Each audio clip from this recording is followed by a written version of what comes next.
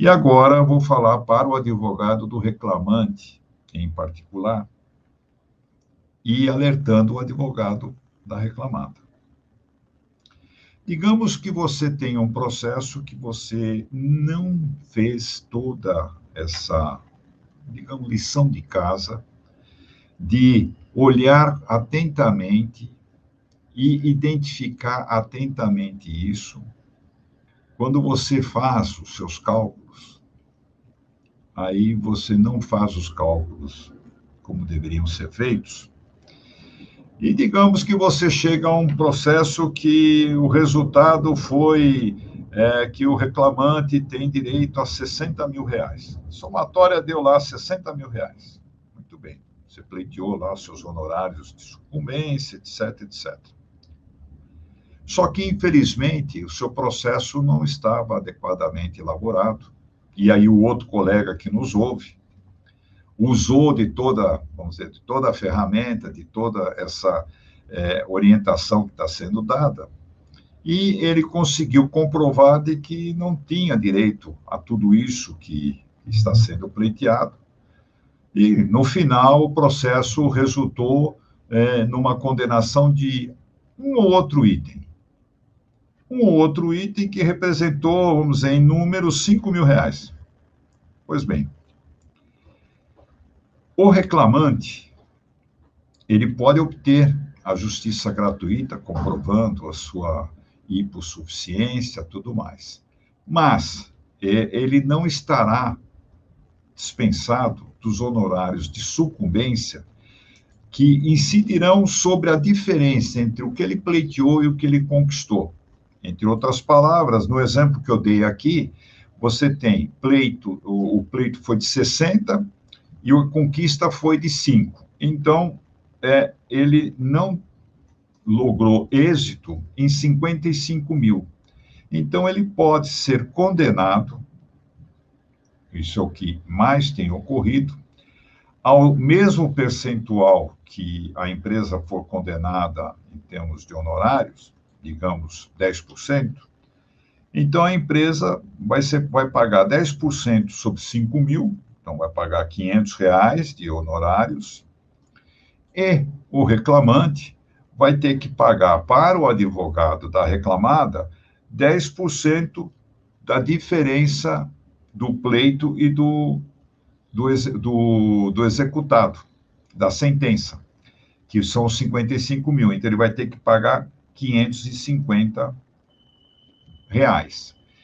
Isso eu estou fazendo num exemplo cujo número ainda é um número sem nenhum exagero. Eu tive um processo que está sendo discutido os honorários, porque a empresa insistiu para que fosse discutido os honorários, porque o juiz dispensou a reclamante do pagamento de honorários de sucumbência. Teve lá suas alegações judiciais e a empresa exigiu que houvesse o ingresso de um recurso ordinário por conta disso. Mas no mesmo exemplo que eu acabei dando aqui, a ação da pessoa era de 350 mil, porque tinha danos morais, tinha alguns itens que não logrou êxito, e a empresa foi condenada em 30 mil reais. Bom, os 30 mil reais, ela teve uma diferença de êxito de 320 mil. Fazendo os cálculos de 10%, ela vai ficar devendo, porque 10% de 32, de 320, são 32 mil.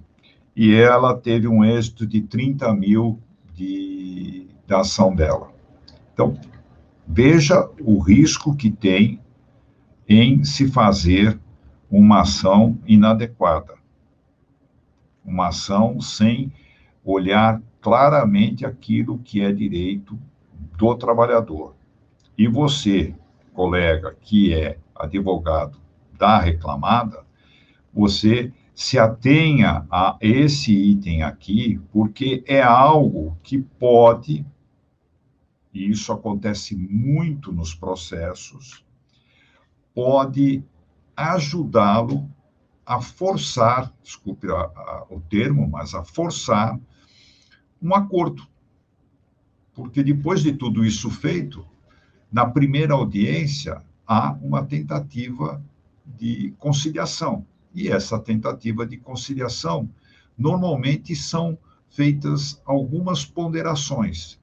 E é justamente aí que você, tendo conhecimento pleno daquilo que eu falei ontem e do que eu acabei de falar agora, você tem como você tem dados suficientes para você negociar e obter um melhor resultado. E isso vale tanto para a reclamada como para o reclamante.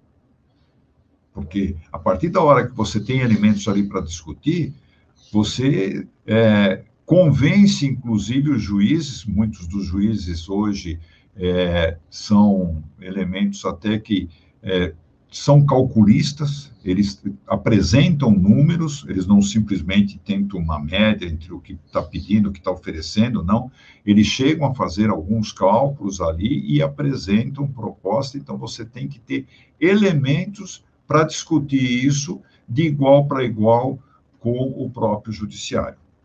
Então, muito atento a esses dois documentos, convenção coletiva, acordo coletivo, e se não tiver os dois, o próprio dissídio coletivo.